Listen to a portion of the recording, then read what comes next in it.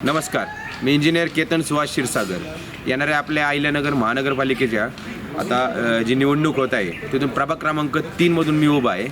3D मधून मी उभा आहे आणि ॲक्च्युली खरं तर नागरिकांच्या सगळ्यांच्या हक्कासाठी, त्यांच्या विकासासाठी मला सभागृहामध्ये जायची इच्छा आहे.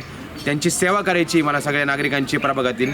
आणि इथल्या नगरसेवकांच्या आपले जे काम असतं, बेसिक सुविधा ज्या असतात, आपल्या रस्ते, पाणी, वीज, लाईट, या तर बेसिक सुविधा आहे. या व्यतिरिक्त आपण आपल्या नागरिकांना काय देऊ शकतो? कारण की नागरिक हे खरं आपले करदाते असतात आणि स्वरूपी ते कॉर्पोरेशनला कर देत असतात आणि त्याच्यातून हे सगळे विकास कामं होत असतात. तर त्या विकास कामं करून घेण्यासाठी आम्ही त्या सभागृहामध्ये जाणार आहे.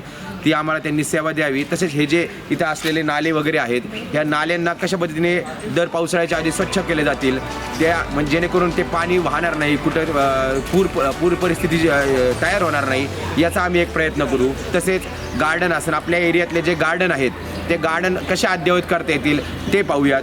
ई लर्निंग स्कूल हा जो प्रकार आहे, ई लर्निंग स्कूल आजकाल स्कूलमध्ये बरेचसे प्रायव्हेटायझेशन झालेलं आहे. तर ई लर्निंग स्कूल आपल्या गव्हर्नमेंटच्या कशा चालू करता येतील याच्याबद्दल आम्ही प्रयत्न करू.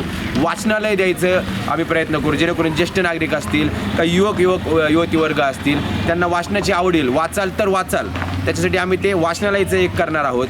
रस्ते वगैरे मी तुम्हाला बोललो ना, या बेसिक सुविधा व्यतिरिक्त आम्हाला भरपूर गोष्टी द्यायच्या आहे. कचऱ्याचं योग्य पद्धतीने नियोजन आम्हाला करायचं आहे. तसेच बाजारपेठसाठी सावेडी उपनगरामध्येच कुठं बाजारपेठ नाही आहे की एखाद्या दिवशी तिथं बाजार भरतो आणि मग तिथं सर्व लोक येतात, बाजार झाल्यानंतर सगळी स्वच्छता होते. त्याच्यासाठी आम्ही तिथं प्रयत्न करणार आहोत.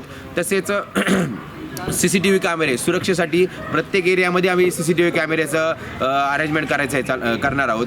तसेच आत्ता सध्याला जे महानगरपालिकेने जो नागरिकांवर एक्स्ट्राचा जो कर लादलेला आहे, मी तुम्हाला सांगतो, आमच्या महाविकास आघाडीचं, आमचं शिवसेना उद्धव बाळासाहेब ठाकरे आमची सत्ता जर आली तर आम्ही तो कर हा सगळ्या नागरिकांचा 100% कमी करणार, ही तुम्हाला मी खात्री देतो. आणि माझ्या मायमाऊली जनतेवर विश्वास आहे.